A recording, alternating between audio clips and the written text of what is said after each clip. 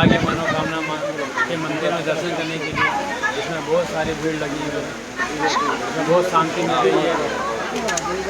देखिए सबको हम लोग आगे बढ़ो।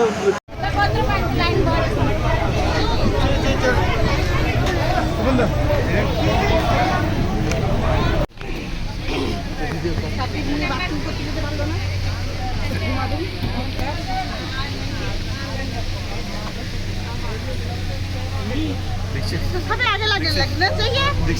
हाँ इतना हमें नहीं जाने देंगे बेटा, हमेशा लाइन में आगे बैठो, खिड़की पास बैठो।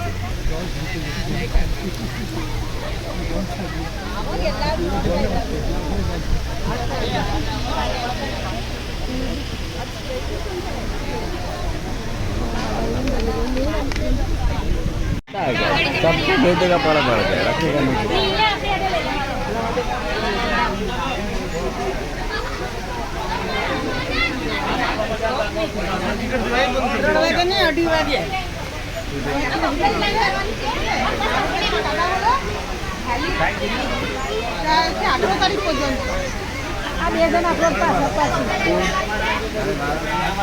तारीख